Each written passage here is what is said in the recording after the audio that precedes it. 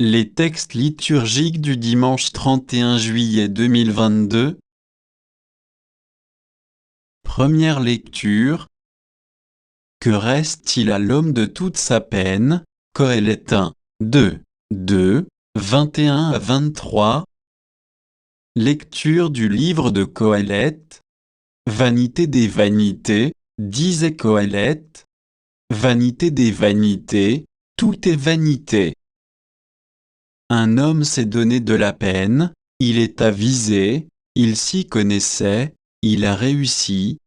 Et voilà qu'il doit laisser son bien à quelqu'un qui ne s'est donné aucune peine. Cela aussi n'est que vanité, c'est un grand mal. En effet, que reste-t-il à l'homme toute la peine et de tous les calculs pour lesquels il se fatigue sous le soleil? Tous ses jours sont autant de souffrances, ses occupations sont autant de tourments, même la nuit, son cœur n'a pas de repos. Cela aussi n'est que vanité. Parole du Seigneur. Psaume 89, 90, 3, 4, 5 à 6, 12, 13, 14, 17 ABC. Tu fais retourner l'homme à la poussière, tu as dit, retournez, fils d'Adam. À tes yeux, 1000 ans sont comme hier, c'est un jour qui s'en va, 1 heure dans la nuit. Tu les as balayés, ce n'est qu'un songe, dès le matin, c'est une herbe changeante.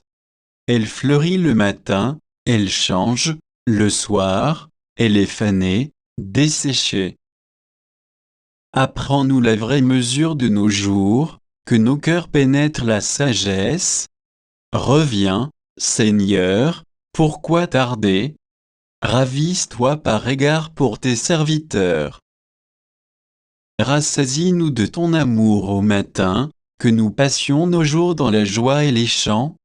Qu'ait vienne sur nous la douceur du Seigneur notre Dieu, consolide pour nous l'ouvrage de nos mains.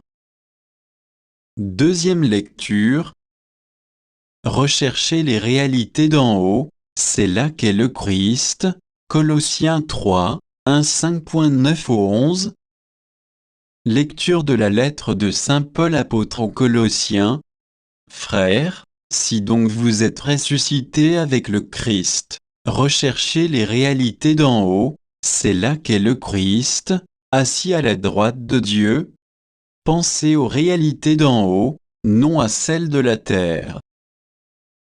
En effet, vous êtes passés par la mort, et votre vie reste cachée avec le Christ en Dieu. Quand paraîtra le Christ, votre vie, alors vous aussi, vous paraîtrez avec lui dans la gloire. Faites donc mourir en vous ce qui n'appartient qu'à la terre: débauche, impureté, passion, désir mauvais, et cette soif de posséder, qui est une idolâtrie.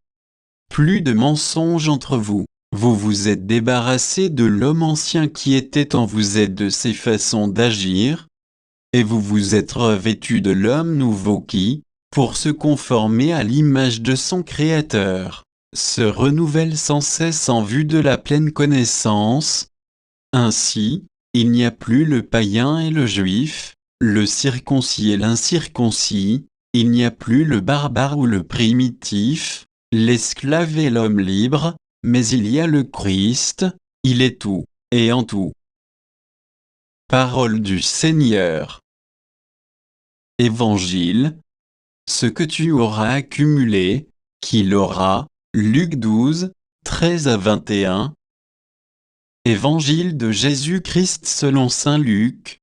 En ce temps-là, du milieu de la foule, quelqu'un demanda à Jésus: Maître, dis à mon frère ôte partager avec moi notre héritage. Jésus lui répondit: Homme, qui donc m'a établi pour être votre juge ou l'arbitre de vos partages? Puis, s'adressant à tous, gardez-vous bien de toute avidité. Car la vie de quelqu'un, même dans l'abondance, ne dépend pas de ce qu'il possède. Et il leur dit cette parabole: il y avait un homme riche, dont le domaine avait bien rapporté. Il se demandait, que vais-je faire, car je n'ai pas de place pour mettre ma récolte. Puis il se dit, voici ce que je vais faire. Je vais démolir mes greniers, j'en construirai de plus grands et j'y mettrai tout mon blé, tous mes biens. Alors je me dirai à moi-même, te voilà donc avec de nombreux biens à ta disposition, pour de nombreuses années. Repose-toi, mange, bois, jouis de l'existence. Mais Dieu lui dit, tu es fou, cette nuit même, on va te redemander ta vie.